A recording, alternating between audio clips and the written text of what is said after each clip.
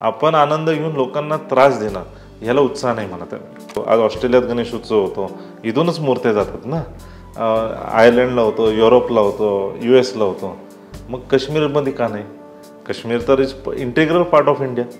आम्ही तर वेगळं पाहिलंच नाही कधी काश्मीर. गणेश उत्सव असतील, नवरात्र उत्सव असतील, दहीहंडी उत्सव असेल, हे सगळ्या गोष्टीला ताकद देण्याचं काम हे आपल्या ग्रुपने केली. मी लहानपणापासून एक गणेश मंडळाचं कार्यकर्ता आहे. आमचं काम आहे की उत्सव जपण्याचं काम आहे आणि परंपरा जपण्याचं काम आहे आणि उत्सव जल्लोषात व्हायला पाहिजे. आपल्या ट्रॅफिकची कोंडी कमी करायची, पुणेकरांचा त्रास कमी करायचा आहे, साऊंडचं ध्वनी प्रदूषण कमी करायचं आहे आणि सर्वात मोठं पोलीस आणि प्रशासन यांच्यावरचा दबाव कमी करायचा आहे. महाराष्ट्राचं सांस्कृतिक वैभव पुणे, पुण्याची ओळख ही नव्यानं होते. सणासुदीला पुणे सजतंय, पुणे गाजतंय आणि त्यामध्ये एक नाव चर्चेत येत आहे, ते म्हणजे पुनीत बालन.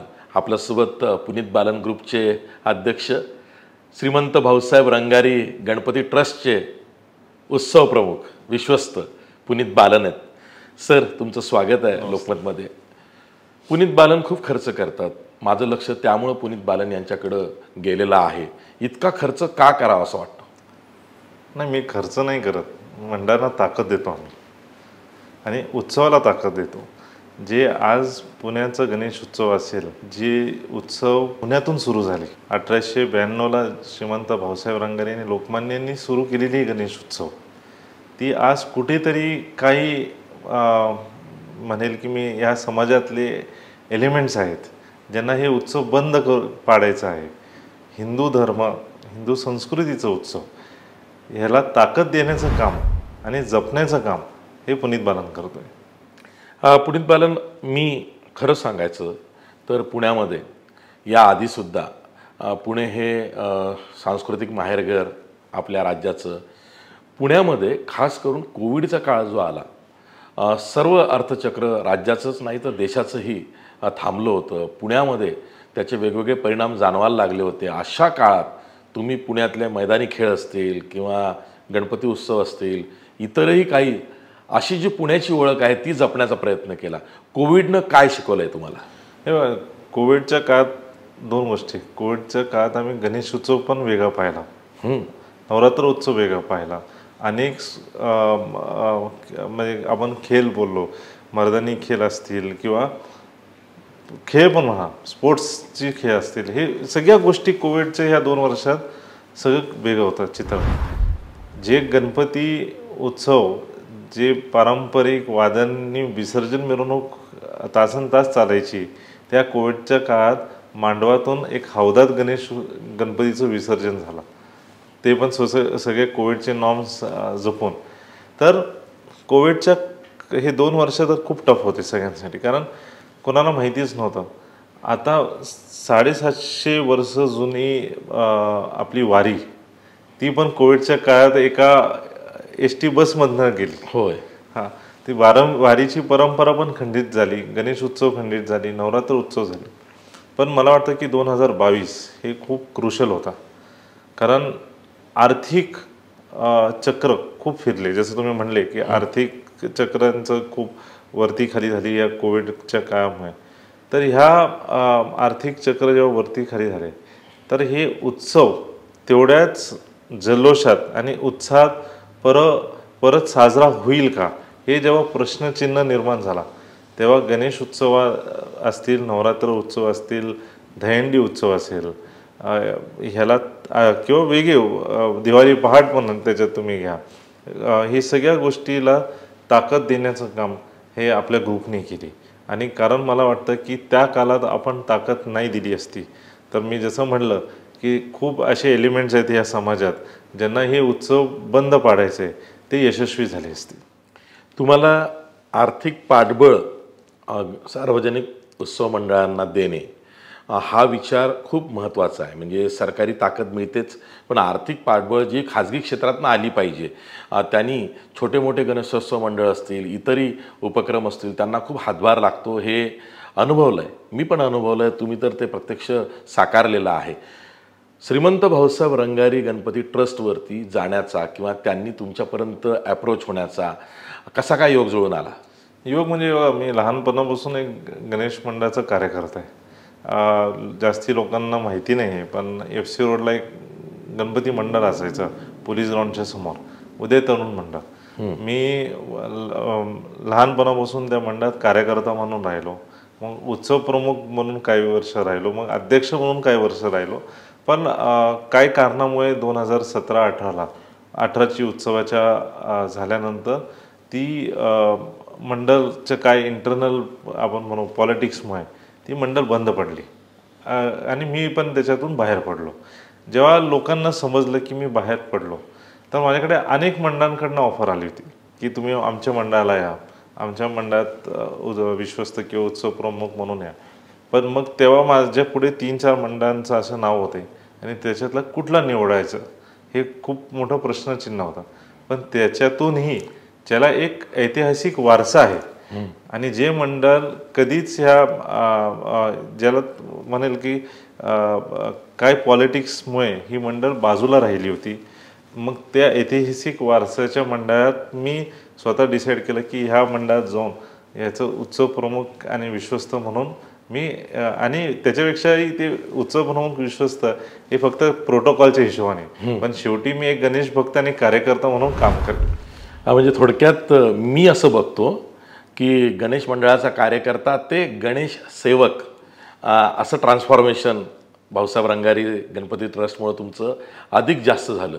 भाऊसाहेब रंगारींनी गणपती सुरू केला, लोकमान्य टिळकांनी त्याला सार्वजनिकरित्या जास्त त्याचा प्रसार आणि प्रचार केला की अगदी मुंबई आणि इतरत्रही मोठ्या शहरांमध्ये, महाराष्ट्रातलाच नाही तर देशामध्ये गणपती उत्सव सार्वजनिकरित्या साजरे होऊ लागले. भाऊसाहेब रंगारी यांना जे मानाचं स्थान आत्ता दिसतंय हे गेल्या 7-8 वर्षांमध्ये, त्यामागे पुनीत बालन यांचं काय विजन होतं? नाही, विजन मला वाटतं हे बाबा खूप लोकांना माहिती आहे की ह्या जेव्हा 125 वर्ष झाली गणेश उत्सवाला, तेव्हा एक वाद निर्माण झाला होता की गणेश उत्सव कोण सुरू केला, श्रीमंत भाऊसाहेब रंगारींनी केलं की लोकमान्य टिळकांनी केले. ते वाद पेटलंच होतं. ते मला आजही आठवणे अशी जी मी सांगेल की 2019ला मी तारीख पण सांगतो, 19 ऑगस्टला, कारण 20ला माझा वाढदिवस असतो. 19 ऑगस्टला मी भवनात जाऊन आरती केली आणि तिकडे मी स्वीकारलं पद उत्सव प्रमुखचं. तिकडून मी सरळ माझ्यासोबत माझे एक सहकारी होते विनोद सातव, त्यांना घेऊन मी सरळ मुक्ता तिलकांच्या घरी गेलो. आणि माझं कारणच जाण्याचं ते होतं की हे वाद एक काहीतरी न्यू बिगिनिंग मी करतोय, तर ह्या न्यू बिगिनिंगमध्ये पहिलं सर्वात इम्पॉर्टंट असतं ती वाद मिटवणं. जेव्हा मी मुक्ताताईंना भेटलो आणि त्यांच्याशी बोललो, आज ते आपल्यात नाही आहे पण शैलेश तिलक त्यांचे मिस्टर होते तेव्हा, तर ताईंनी मला विचारलं हे की याची गॅरंटी काय की हे वाद परत निर्माण होणार नाही. तर मी तेव्हा म्हणलं की ताई, ह्याची गॅरंटी एकच आहे, त्याचं नाव पुनीत बालन आहे, तुम्ही माझ्यावर विश्वास ठेवा. आणि मी जेव्हा ताईंशी चर्चा करत होतो, त्यांशी माझा चांगले संबंध होतेच, तर मी म्हणलं ताई, हे डिनाय करूनच नाही, कोणी करू शकत नाही की सार्वजनिक गणेश उत्सव, कारण ते महाराष्ट्र शासनाच्या गॅजेटमध्ये पण आहे. त्याच्या व्यतिरिक्त त्या काळात केसरीमध्ये लोकमान्य टिळकांनीच आग्रहलेख लिहिलाय की सार्वजनिक गणेश उत्सव कोण सुरुवात केली. तर हे मात कसं मिटवायचं, मग असं फॉर्म्युलेट झाली होती की अधिक संपादक आणि अधिक प्रसारक. कारण भाऊसाहेबांनी ठीक आहे घरातला गणपती रस्त्यावर आणून ती सार्वजनिक गणेश उत्सवाची सुरुवात केली. 1892ला माझ्याशिवाय 3 गणपती बसले होते, 93ला 18, आणि मग 94ला जेव्हा कारण लोकमान्यांना जेव्हा भाऊसाहेबांनी सांगितलं की हे अधिक प्रसारक करा, कारण तेव्हा लोकमान्य ते हे सेलिब्रिटी फेस होते. होय. आणि त्यांचे मुवमेंटला तर अजून, कारण तेव्हाचा हेतू गणेश उत्सव सुरुवात करायचा वेगळा होता. इंग्रजांविरोधात लढाई होती ती. तर तेव्हा त्यांनी तर 94ला मग ती स्प्रेड केली. तर मी म्हटलं जेव्हा ते दोघं भांडले नाही, एवढे चांगले मित्र होते, तर आपण का भांडायचं.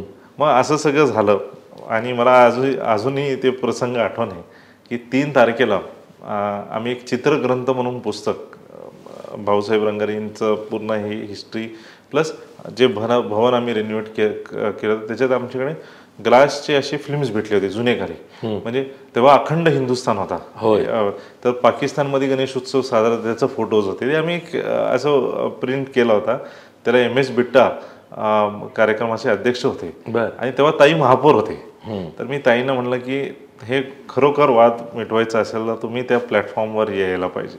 आणि हे तर त्यांनी तेव्हा पण पहिल्या भेटीत तर लगेच होकार होत नाही ना, ते म्हणजे मी विचार करून सांगते. मला आठवण आहे 3 तारखेला सकाळी त्यांनी मला फोन केला. म्हणलं तू गॅरंटी घेतली आहे म्हणून मी ते कार्यक्रमात संध्याकाळी येईल. आणि त्या कार्यक्रमाला आले आणि कुठेतरी या समाजात ते एक मेसेज गेला की की हे वाद नाहीच आहे, जे आहे ते आहे आणि आम्ही सगळे एकत्र आहे. दोन्ही मंडळ असतील, आज केसरीवाडा असेल किंवा आज भाऊरंगारे असेल, ती एक आहे. आणि म्हणून ते वाद ह्या समाजातून जे आमच्याकडे बघा सगळ्याकडे आमचे हितचिंतक खूप असतात सगळीकडे, तर ह्या हितचिंतकांना शांत करण्यासाठी हे गरजेचं होतं. नाहीतर एवढी चांगली ऐतिहासिक मंडळ हे कायमस्वरूपी बाजूला राहिली असती, पण ते न होता. आणि मला विश्वास आहे, जेव्हा मला आठवण आहे की तेव्हा जेव्हा आमचे ट्रस्टीज होते त्या ट्रस्टीजना मी एकच सांगितलं की 5 वर्ष तुम्ही कोणी कशात इंटरफेअर करणार नाही, मंडळ माझ्या हातात द्यायचं, मी माझ्या हिशोबाने चालवणार आणि कोणी काय बोलणार नाही. आणि त्याचा रिझल्ट तुम्ही आज बघा. म्हणजे आज श्रीमंत भाऊसाहेब रंगारी गणपती ट्रस्ट हा आणखीन एक मानाचा गणपती पुण्यामध्ये हा तयार झाला आहे. आणि त्यानंतर पुनीत बालन सुद्धा आता मानाचे गणपती आहेत. ते कोणासाठी तर जे इतर लहान मोठे सगळे गणपती मंडळ जे आहेत ते सुद्धा तुमच्याकडे खूप आशेनं बघतात. म्हणजे मला तर एकानं बघा, तुमचे पुणेकर खूप खोचक असतात. हो, ते असं म्हणाले की पुनीत बालन यांची देणगी आपल्याला मिळाली नाही तर आपण काय गणपती बसवला पुण्यात, असं गणपती मंडळांना वाटतं. म्हणून मला तुम्हाला हा प्रश्न विचारायचा आहे. दानत लागते, त्याच्या आधी नियत लागते.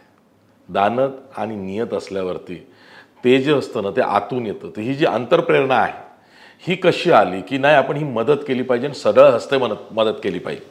पहिलं मी थोडं वाक्य तुमचं चेंज करेल. आता जेव्हा मी जॉईन केलं ना भाऊरंगारी, तेव्हा ते लिहायचे हिंदुस्थानातला पहिला मानाचा गणपती.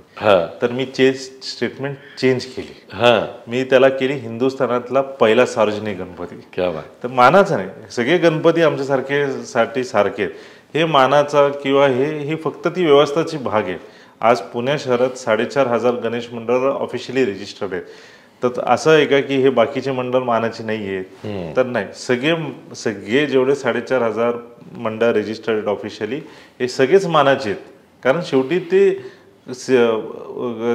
हे सगळे गणेश कार्यकर्ता असतील किंवा आपण जे म्हणतो गणेश भक्त असतील, गणेश सेवक असतील, हे ते लाडक्या बाप्पाचंच सेवा करतात. बरोबर, हे सगळे मानाचे आहेत. आणि महाराष्ट्रातून सार्वजनिक गणेशोत्सव हा जगभरात गेलेला आहे. आज कुठला देश असा नाही की जिथे सार्वजनिक गणेशोत्सव साजरा केला जात नाही. मी तेच नेहमी जेव्हा पण मी बोलतो लोकांशी, मंडळांशी पण बोलतो, मी त्यांना एकच गोष्ट सांगतो की आपला पुण्याचा गणेशोत्सव हा लोकल टू ग्लोबल झाला आहे. आता हे लोकल टू ग्लोबल झालं आहे म्हणजे परदेशातून अनेक लोक येतात, पण ह्या उत्सवात कुठलाही गालबोट लागायला नाही पाहिजे. धार्मिकता आणि परंपरा जपून हे गणेश उत्सव व्हायला पाहिजे, हे नेहमी मी आपल्या कार्यकर्त्यांना सांगतो. जे राहिलं तुमचा दुसरा प्रश्न की मंडळांनी आर्थिक मदत किंवा हे नाही घेतली तर पुण्याचा गणेश उत्सव होत नाही, असं नाही आहे. हे बघा, मी जसं आधी पण म्हटलं, आमचं काम आहे की उत्सव जपण्याचं काम आहे आणि परंपरा जपण्याचं काम आहे आणि उत्सव जल्लोषात व्हायला पाहिजे. मी आज सांगतो, आज अशी जी मी सांगेल की आज तुम्ही पुणे सिटी पोलीसला जावा किंवा आपल्या ज्या भागात गणेश उत्सव होतात तिकडची तुम्ही ऑन ग्राउंड रिपोर्ट पोलिसांकडनं घ्या. जेव्हापासून आर्थिक मदत आपण करायला लागलो, आर्थिक मदत करतो पण ती एक रिलेशन पण होती ना, कनेक्ट होऊन जाते. पण आर्थिक मदत केल्यानंतर कुठल्याही 2-3 गोष्टी याच्यातून चांगले घडलेत. मंडळ आणि मंडळांमधनं भांडणं संपले वर्गणीवरनं. दुसरं, वर्गणी मागण्यासाठी जे मंडळ जायचे, दुकानदार असतील हे असतील, त्यांचे भांडणं संपले आणि कुठल्याही गणेश मंडळाच्या कार्यकर्त्यावर मागच्या 5-6 वर्षात खंडणीचा गुन्हा दाखल नाही झाला, जे आधी व्हायचं. मग आज ह्याच्यातून आम्ही काय केलं, एक मंडळाला पण ताकद दिली आणि क्राईम पण कमी केला आणि आपसातले वाद मिटवले मंडळांचे. तर हे आपण या मदतीतून करतो. श्रीमंत भाऊसाहेब रंगारी भवन जे आहे त्याचंसुद्धा रिनोव्हेशन खूप चांगल्या पद्धतीनं झालं, मध्यंतरी मी बघितलं होतं. तर ती कल्पना कशी आली की गणपती मंडळ तर आहेच, सार्वजनिक गणेशोत्सव तर आहेच, पण त्याचबरोबर रंगारी भवनसुद्धा हे रिजेन्युएट झालं पाहिजे? ती कल्पना अशी आली की 2019ला जेव्हा मी भवन पाहिला, मी पाहिलं की मागची बाजू खाली पडली होती, एक 3rd फ्लोअर आहे ते कम्प्लिटली खाली पडली होती, वेपन असेच जे आम्हाला सापडले ते वेपन असेच पडले होते. मी म्हणलं जसं ह्या गणपतीला एक ऐतिहासिक वारसा आहे, ह्या भवनाला पण आहे, कारण क्रांतिकारींचं माहेरघर होतं आहे. आज सगळे क्रांतिकारी तिकडे राहायचे त्या काळात. तर आणि हे भाऊसाहेबांचं राहता घर नव्हता, हे फक्त त्या क्रांतीच्या मुवमेंटसाठी ही त्यांची क्रांतिकारी येऊन थांबायचे. क्रांतिकारी म्हणजे आपण इन शॉर्ट सांगू त्यांचं ते ऑफिस होता. क्रांतिकारींचं ते ऑफिस निवासस्थान सगळे होते. तर ह्याला पण कुठेतरी आपण USP करायला पाहिजे, का ही USP आपली कुठेतरी त्याला चांगल्या पद्धतीने प्रोजेक्ट करायला पाहिजे. तर मला वाटतं की 2019ला गणेश उत्सव झाल्यावर आपण हे निर्णय घेतला की हे भवन रिस्टोर करू.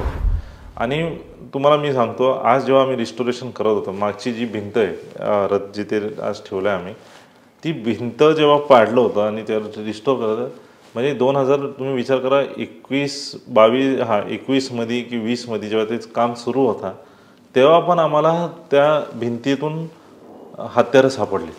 हो, म्हणजे 3-4 हत्यारं तिकडून सापडले जे आम्ही लावलेत म्युझियमला. काही बुलेट सापडलेत, म्हणजे आम्ही सपोज रिस्टोरेशन नाही केलं असतं तर आम्हाला काही सापडलं नसतं. होय. आणि मला वाटतं की जी आपली ऐतिहासिक वारसा आहे, ते क्रांतिकारींचं माहेरघर आहे, ती आणि पुण्याच्या इतिहासातही भर पडली ना, त्यामुळे इतिहासात भर पडली. आज हेरिटेज वॉकमध्ये त्याचा समावेश झाला, पुणे दर्शन झाला. आणि नुकतीच मागच्या आठवड्यात युनेस्कोची टीम येऊन ती व्हिजिट केली आहे. आता काही महिन्यांनी युनेस्कोला पण त्याचं नोंद होईल या भवनाची. तर ही ऐतिहासिक वारसा मला वाटतं गणपतीची तर आहेच, पण आज आपण सगळे देश स्वातंत्र्य ह्यांच्यामुळे झालं आहे, हे सगळे क्रांतिकारींमुळे झालं आहे. तर त्याच्यासाठी एक ट्रिब्यूट म्हणून त्यांच्यासाठी हे भवन उभं केलं आपण. मी अलीकडेच दहीहंडीच्या निमित्तानं बातम्या वाचत होतो, त्यामध्ये एक बातमी या बातमीनं माझं लक्ष वेधलं. ती बातमी अशी होती की 35-40 दहीहंडी मंडळं एकत्र आली आणि मला वाटतं लाल महालाच्या चौकात एकच दहीहंडी उभारली गेली आणि त्या कामी तुम्ही पुढाकार घेतला. तर हे कसं काय, म्हणजे पुनीत बालन यांच्याकडे लोक आयडियाज घेऊन येतात आणि मग पुनीत बालन ती भव्य दिव्य साकारतात की नाही, तुम्हाला असं वाटतं की हे झालं पाहिजे? नाही, मला वाटतं की ही संकल्पना माझीच होती की एकत्र दहीहंडी करण्याची संकल्पना. राजकीय लोक एकत्र लवकर येतात, सोपं असतं ते. राजकीय पक्ष लोक कार्यकर्ते एकत्र येत नाहीत, जेल होत नाहीत. मंडळ एकत्र येणं म्हणजे हे म्हणजे खूप मोठी चॅलेंज असते ती. पण हा नियम महाराष्ट्रात सध्या खूप गाजतोय बरं का. राजकीय नेते एकत्र आले आहेत, खालच्या स्तरावरती कार्यकर्ते एकत्र येतात आणि मतदार तर बिलकुलच एकत्र येत नाहीत. तर ते आपण हल्ली पाहतोय का अनेक वर्षापासून महाराष्ट्रात. पण मला वाटतं की जेव्हा मी मंडळांची बैठक बोलवली आणि मी त्याच्यात हे मुद्दा मांडला की असं करायला पाहिजे, तर थोडे मंडळांनी असं, सगळ्यांसाठी एक सेटबॅक असते, कारण प्रत्येक मंडळाचं एक वर्चस्व असतो. पण मी त्यांना कन्क्लुजनमध्ये मुद्दे सांगितले, पॉईंट टू पॉईंट सांगितलं. म्हणलं आज मला सांगा, म्हणलं आज एक मंडळ आहे XYZ, दुसरं ABCD आहे, तुम्ही 15 मीटरवर दहीहंडी साजरा करताय, तू आनंद घेतोय का त्या दहीहंडीचा? नाही. तू घेतोय का? नाही घेतोय. कार्यकर्ते घेत आहेत का? नाही. काय होतंय की मी किती मोठा साऊंड लावला, मी कुठलं DJ आणलं, मी किती चांगलं डेकोरेशन, ह्याच्यातच तुम्ही एकतर टाईम वेस्ट करताय आणि पैसे वाया घालवताय आणि तुम्ही आनंद घेत नाही. आणि दुसरी गोष्ट म्हणलं, गणेश मंडळाचे कार्यकर्ते किंवा गणेश मंडळ हे नेहमी समाजात एक परिवर्तन ठरवणारे आहेत त्याच्यात.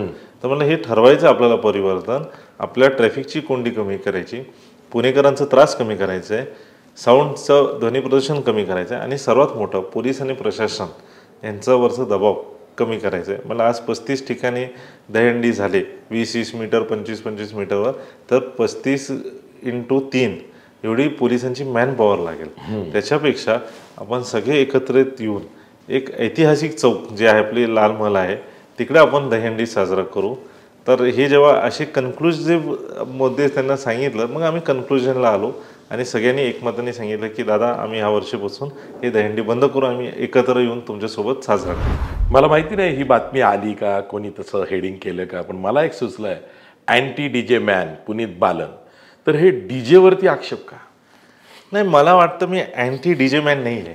कारण बघा शेवटी डीजेवाल्यांचं पण पोटपाणी आहे. मी कोणाचं पोटपाणी आम्ही मारणार नाही कधी. मी म्हणतो की डीजे लावायचं आहे ना, नक्की लावा तुम्ही.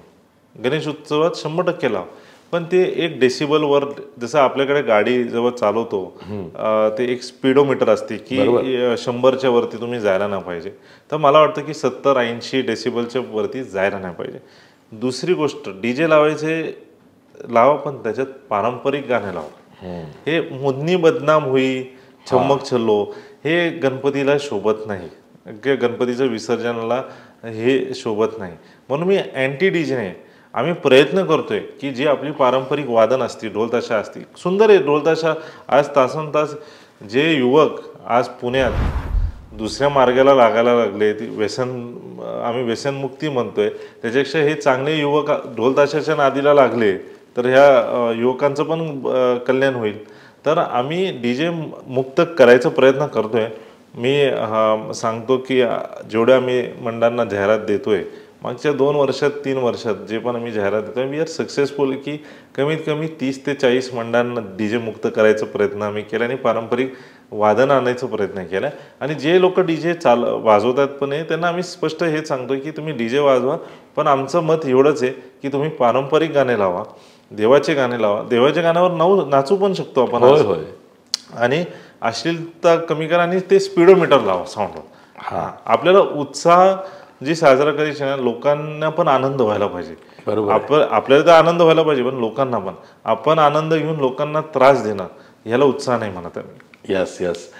ढोल ताशांचा विषय निघाला आहे, कारण आता ढोल ताशे हे पुण्यातनं मुंबईतही आले आहेत. म्हणजे गुढीपाडव्याच्या मिरवणुकीमध्ये मुंबईत, त्यानंतर गणपतीमध्ये ढोल ताशे आणि ढोल ताशे पथक जे आहेत त्यामध्ये शिकले सवरलेले IT इंजिनियर्सपासून सगळे तरुण तरुणी दिसत आहेत. तर ढोल ताशांना मदत केली पाहिजे, ढोल ताशे वाढले पाहिजे. पुण्याची ती सुद्धा एक ओळख नव्यानं निर्माण झालेली आहे. तर त्या कामी पुनीत बालन यांचं लक्ष ढोल ताशेकडे कसं गेलं? नक्कीच ढोल ताशा पथकांची वाढ खूप झाली आहे. आणि इस्पेशली सोशल मीडियावर काय, पुण्यात तर गणेशोत्सव 7 तारखेला सुरू होती, पण मुंबईत तुम्ही पाहिला, गिरगाव असेल, इकडे असतं, तिकडे आगमन आधी असते. तर ती गर्दी आणि ते वादन आणि लोक नाचणं, पुण्यात ढोल ताशा पथक हे खूप कमी होते इनिशियली. आता सक्सेसफुली मला वाटतं की 250 पथक आहेत पुण्यात. हो, फक्त पुण्यात 250 पथक आहेत. सर्वात जास्ती कोंडी माझी होती, कारण सगळ्यांना लक्ष्मी रोडला वाजवायचे. तर आम्ही संधी किती पथकांना देणार, कारण आम्हाला पण एक लिमिटेशन आहे. विसर्जन मिरवणूक असेल तर त्याला 3 पथक आम्ही लावू शकतो, प्रत्येक जे मानाचे गणपती असतील, आणि इतर मंडळांना 2. तर ते खूप हे असतं. पण मला वाटतं की कुठेतरी हे चांगलं आहे की पारंपरिक वादन, कारण 12 नंतर डीजे बंद असतो, 12 नंतर जी मिरवणूक चालू असते त्याच्यात पारंपरिक वादनातूनच मिरवणूक सुरू असते. ढोल ताशाच्या पारंपरिक वादनातून ही मिरवणूक सुरू असते. आणि हे जसं तुम्ही म्हणले IT चे मुलं असतात, फक्त IT नाही, पोलीस कर्मचारी या ढोल ताशात असतात, IAS ऑफिसर्स असतात, ब्युरोक्रॅट्स असतात, त्यांची मुलं असतात. तर हे चांगली परंपरा या पुणे शहरात आणि मुंबईत आय थिंक सुरू झाली. फक्त मुंबईत अजून, जसं पुण्यात ते टोल बंद केलाय त्यांनी वाजवणं, तर मुंबईत पण मला वाटतं की ते टोल बंद करायला पाहिजे. त्याचा आवाज खूप जास्ती असतो त्या टोलचा. मला वाटतं पथक पण जे वादन करतात ते अप्रतिम वादन करतात. मध्यंतरी तुम्ही पथकांना सुद्धा भरीव मदत केली आहे. मला असं वाटतं पूर आला होता मागचा, तेव्हा पूर आला होता, मागचं जे पूर झाले होते त्याच्यात अनेक 22 ते 23 पथकांची नुकसान झाली. आणि नुकसान म्हणजे त्यांचे ढोल पानं वाहून गेले, हे पिंपळ ढोलचं गेलं तर ते सापडेल, पण जे पानं असतात ते असतील, ध्वज असतील, हे सगळ्या गोष्टी त्यांचे वाहून गेले. तर तेव्हा प्रश्न निर्माण झाला की आता हे पथक करणार काय, काय 15 दिवसावर 20 दिवसावर गणेश उत्सव आहे आणि त्याच्यात काही नवीन पथक सुरू झाले होते ज्यांनी जस्ट या वर्षी सुरू केली होती.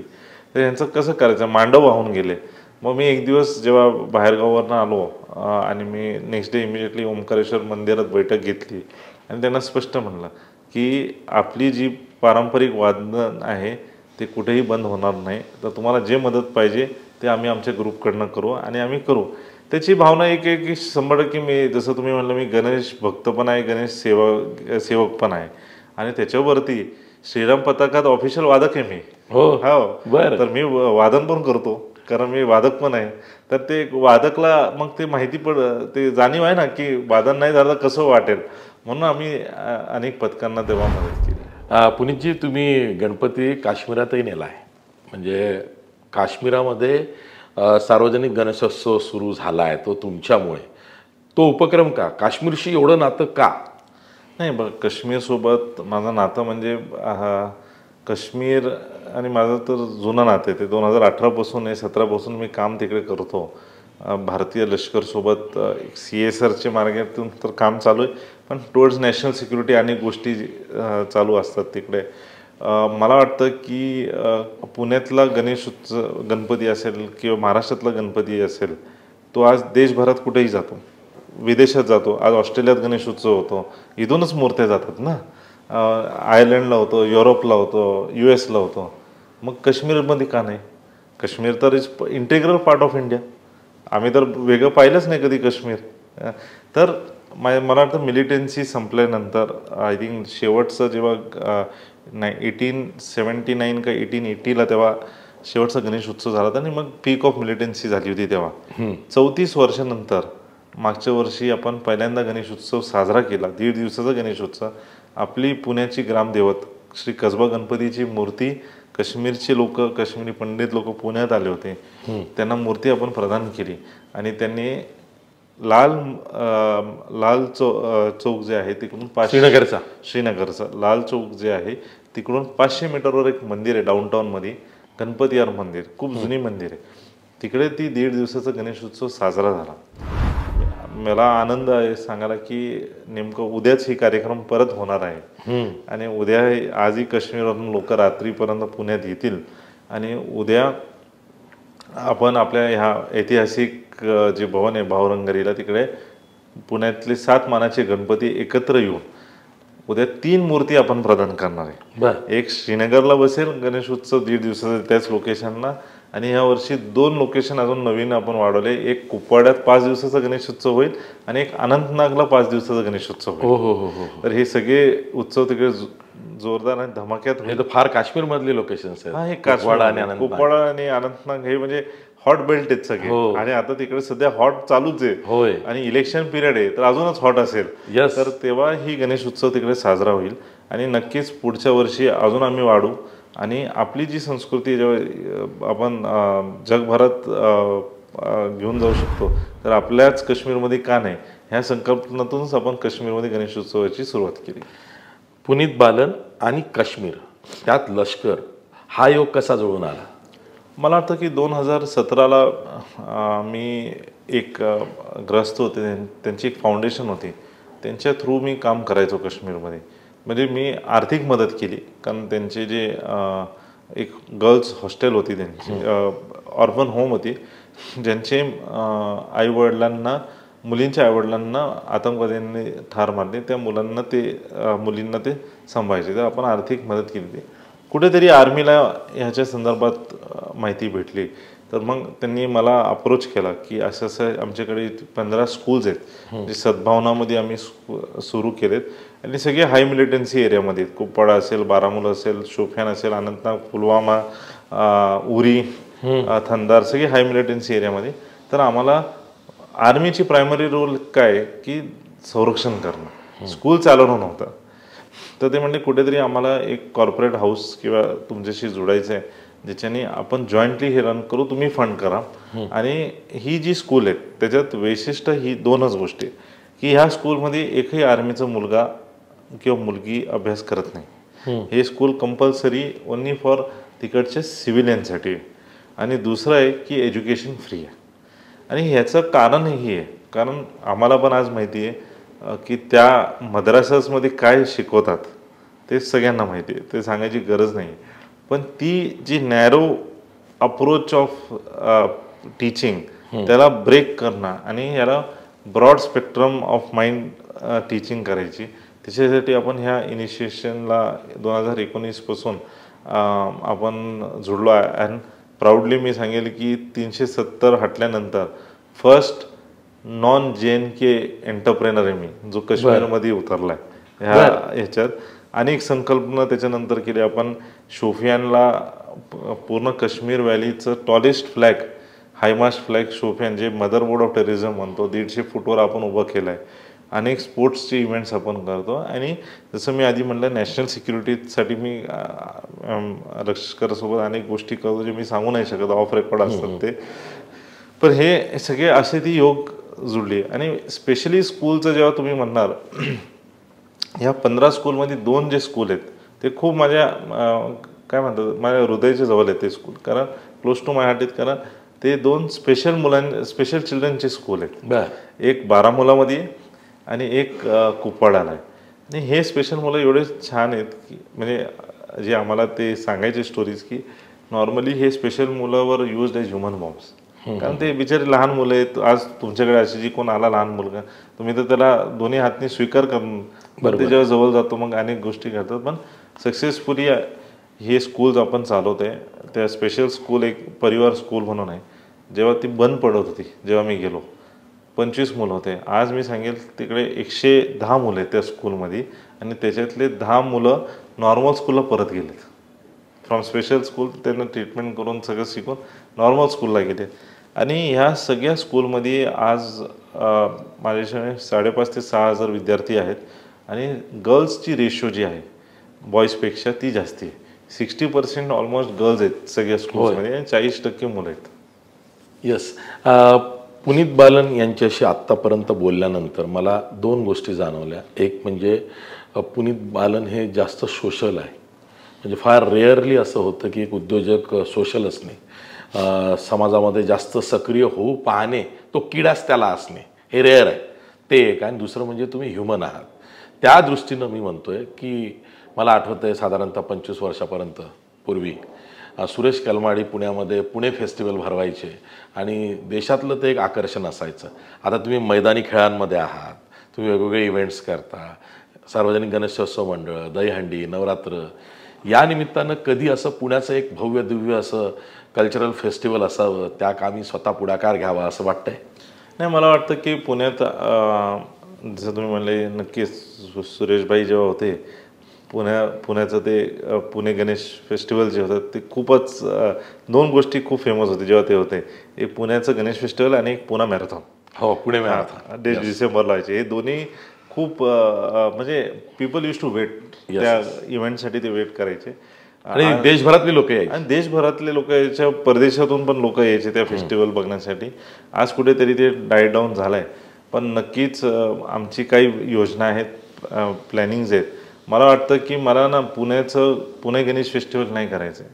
मला पुण्याचं गणेश उत्सव जो आहे, जे ब्राझीलमध्ये ती कार्निवल असायची, रिओ दी कार्निवल, जशी ती कार्निवलमध्ये अख्खं ब्राझीलचे लोक जायचे आणि परदेशातून लोक ते कार्निवल बघण्यासाठी जायचे. मला वाटतं की काही वर्षांनी ह्या पुण्याचं गणेश उत्सव त्या रिओ दी कार्निवलचं ब्राझील कार्निवलसारखं होईल. क्या बात आहे सर. तुमचं पुणे आता उभं आडवं वाढलंय. हो, म्हणजे पिंपरी चिंचवड पुणे एक झालंय, हडपसरच्या पलीकडचा परिसर सुद्धा पुण्यात झालाय, सगळे वाघोलीचं परिसर पुणे प्रचंड वाढलेलं आहे.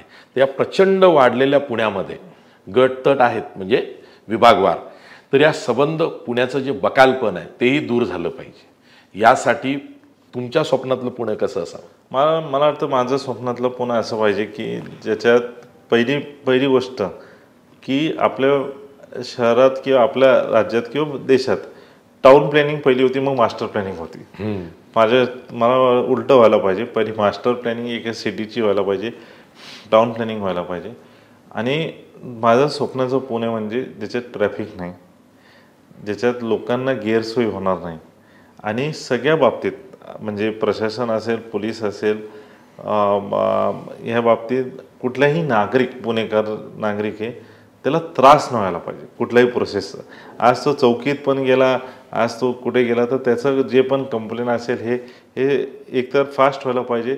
आणि आता आपण इव्हॉल्व होतोय, म्हणजे आपली आज पंतप्रधानच म्हणतात की डिजिटल इंडिया, तर मला वाटतं की कंप्लेन आणि हे पण सगळी डिजिटलच व्हायला पाहिजे. कोणी कुठे जायची गरज नाही. तर मला वाटतं की पुन्हा ई कंप्लेंट्स ही खरं तर एक चांगली ई कंप्लेंट जे आहे ही चांगली संकल्पना आहे की तासन तास चौकीत बसण्यापेक्षा किंवा चौकीत पण गेला तरी ती टोकन. आपण आज परदेशात गेलो, आज परदेशात तुम्ही म्हणजे बँकेला जातो तर तिकडे एक टोकन सिस्टम असते, तुमचा नंबर आला तुम्ही जाता. नाही आहे तशी सिस्टम आपले सगळ्या सेक्टर्सला आली ना तर सगळे सुखी असतील, आनंद असतील आणि कोणी काही कंप्लेंट करणार नाही. पुनीत बालन यांच्या काही राजकीय महत्वाकांक्षा आहे, राज्यसभा किंवा काय? नाही, मी तर म्हणलं ना, मी गणेश सेवक आणि गणेश भक्त आहे. नाही, पण कोणी जर का अशी ऑफर दिली की राज्यसभेवर आम्ही तुम्हाला घेतो. अच्छा, अजून तर ऑफर आली नाही, पण आली तर विचार करू. पण राजकारणामध्ये सक्रिय व्हायचं ना जितकं आत्ता आहात. नाही, मी राजकारणात सक्रिय तर नाही होत ना, मी जास्ती म्हणजे आज पण कधी पुढे भविष्यात नाही. माझं हे मी तर स्पष्ट सांगतो की माझी फॉर्म्युला वेगळी आहे की थिंकिंग प्रोसेस माझी वेगळी आहे की why to be a king when you can be a king maker. अच्छा, तर मी किंग मेकर राहिलोय, अनेक या गोष्टींमध्ये किंग मेकर राहिलोय, ह्या गोष्टीमध्ये पण राहील. पण जसं म्हणलं की हे आपल्या भविष्यात काय लिहिलंय हे डेस्टिनी फक्त देवाला माहिती. आणि पुढे जाऊन सपोज मला ऑफर आली की राजकारणात सक्रिय व्हा किंवा जसं तुम्ही म्हणले राज्यसभा असेल किंवा विधान परिषद असेल किंवा कुठलीही असेल तर मी विचार करेल. पुनीत बालन किंग मेकर आहे, त्याला व्हायचं आहे, आणखी ते वाढवायचं आहे, पण घरातला पुनीत बालन कसा आहे? नाही, घरातला पुनीत बालन एकदम शांत आहे आणि एकदम घरच्या म्हणजे स्पष्ट सांगायचं तर घरातला पुनीत बालन कोणाला होम मिनिस्टर्स वाईज मॅन आहे. ज्याला घाबरतो ते होम मिनिस्टरलाच घाबरतो. नाहीतर बाहेर कोणाला नाही घाबरणार, पण घरी होम मिनिस्टरला घाबरणार. कुठल्याही गोष्टी करायच्या अगोदर 10 वेळा विचार करणार की होम मिनिस्टरचं रिॲक्शन कसं असणार. आणि घरी टाईम स्पेंड करायला एवढं टाईम नाही भेटत, कमी भेटतं. पण जेव्हा पण भेटतं मला वाटतं की आयुष्यात आहे ना सगळ्यांनी ही स्वतःसाठी बांधून घ्यायला पाहिजे की क्वांटिटी नाही, क्वालिटी टाईम पाहिजे. क्वांटिटी टाईम तुम्ही स्पेंड केला त्याला अर्थच नसतो, पण जे क्वालिटी टाईम आहे ती स्पेंड केली त्याला अर्थ असतो. तर मी पण जेव्हा घरी असतो तर ती क्वालिटी टाईम मी स्पेंड करतो. म्हणजे मी असेल, इव्हन जान्हवी असेल, तर ते आमचं ते ठरलंच आहे की we should spend quality not quantity. म्हणजे असं तासन तास बायकोसोबत बसून काय करणार, पण ती बघ करू शकतो. तुमच्या बाबतीत असं आहे की बालमैत्रीण हीच पुढे पत्नी झाली आहे. हो, आणि 2 घरांचं जे धारीवाल आणि बालन यांचं फ्युजन आहे ते तुमच्या जन्मापासूनच आहे. हो, जन्म. आम्ही तर वरती खाली राहायचो. माझं 20 ऑगस्ट 84 आहे, जान्हवीचं 7 ऑगस्ट 84 आहे. तर ते गॅप पण कमीच आहे ना आमच्या. वरती खाली राहायचो आम्ही अनेक वर्ष, म्हणजे आज मोर दॅन 50 इयर्सची रिलेशनशिप आहे. आणि we know each other. So more than husband wife आम्ही आधी चांगले मित्र आणि मैत्रीण राहिलोय. आणि मग ती औपचारिक झाली. मग एकाच बिल्डिंग मध्ये, एकाच बिल्डिंग. आताही तसेच धारीवाल आणि आम्ही एकत्र राहतो, सगळे एकत्र एकत्र. इनफॅक्ट असं झालं की माझे आई वडील तर वारले आणि त्याच्यानंतर साहेबांचं पण हे झालं. तर जेव्हा आमचं सगळं ठरलं की लग्नाचं, तर प्रश्न हे होता की माझी जी मदर इन लॉ आहे ती कशी एकटी राहतील घरात, किंवा एकतर एवढं मोठं घर आहे ती एकटी कशी राहणार, कसं सांभाळणार. तर मीच मग एक दिवस काय शेवटी कसं आहे की जावई म्हणजे हा 13वा ग्रह असतो. होय, 12 ग्रह हा 13वा असतो. तर जावईला कसं म्हणायचं काय, तर मला थोडी ती सेन्स झाली. आणि त्याच्यापेक्षा मीच ॲज अ ह्युमन, जे म्हणले पुनीत बालनमध्ये ह्युमन पण आहे, एक ह्युमॅनिटी ग्राउंडवर मी हेच म्हणलं की मला काही ते फरक नाही पडत समाजात की मी घरजमाई म्हणून राहिलो किंवा काय राहिलो, मीच येऊन राहिली ते, कारण प्रॅक्टिकली ती फिजिबल. म्हणून मग ते म्हणतात जावई माझा भला. हा, म्हणून ते काय आलं की आता मी मुलगा आहे आणि बायको सून झाली. हा, तर तसं ती केली. तर दिस इज द म्हणतात ना की 50 वर्षाची जी रिलेशनशिप आहे ती अशा त्या बॉन्डमध्ये मग कन्वर्ट होते. मग धारीवालांच्या बिझनेसमध्ये जावई फार इंटरफेअर करत नाही करत. जे जावयाचं स्वतंत्र अस्तित्व आहे. हां, आपलं स्वतंत्र आहे. मी एवढंच करतो की जेव्हा पण जान्हवीला काही ॲडवाईज लागतं, कुठल्या पेपरवर्कमध्ये काय ॲडवाईज लिगल असेल तेवढी मी ॲडवाईस देतो. पण येस, नक्कीच आपल्या पुनीत बना ग्रुपच्या बिझनेसमध्ये ती डिरेक्टर आहे आणि भरपूर गोष्ट, कारण मी एवढा उद्योग करत बसतो तर काही उद्योग जे उद्योग समूहाचे उद्योग असतात ते तिच्यावर मी ती जबाबदारी दिली आणि ती रन करते. मुलाखतीपूर्वी मला अनेकांनी सांगितलं की Puneet Balan like a magnet, तुम्ही त्यांच्याकडं गेलात की ते तुम्हाला त्यांच्याकडं खेचतात. पण मी आता तुमच्याशी इतका वेळ बोलतोय, मला काय जाणवलं खरं सांगतो. मला असं जाणवलं की पुनीत बालन हे जॅक ऑफ ऑल आहेत. त्यांनाही माहिती नाही आहे की आपल्यामध्ये हिडन काही गोष्टी आहेत आणि ते एक्सप्लोअर करतायत. आणि ते एक्सप्लोअर करण्यामध्ये ज्यांना त्याचा फायदा घ्यायचा आहे ते जवळ येत आहेत आणि तुम्ही देत आहात. म्हणजे फार कमी रेअरली असं होतं की मी देतोय, त्यांना त्याचा उपयोग चांगला करून घ्यायचा आहे. माझा हेतू साफ आहे. असंच आहे. हे बघा, मला वाटतं की आज ना माझ्याकडे अनेक लोक येतात मदतीला. एक मदत आपल्या इथे एक फॉर्म्युला आहे की हमारे द्वार पे जो भी आएगा खाली हात नाही जाएगा. सगळ्यांना आम्ही मदत करणार.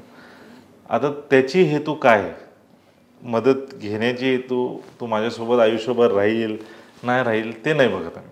त्या क्षणी त्याला मदत पाहिजे, आम्ही मदत केली. मग तो राहील नाही राहील त्याचं आम्हाला काय नाही. यास मदतीचा हात पुनीत बालन. आपण इथंच थांबूया. Nice talking to you. Thank you very much.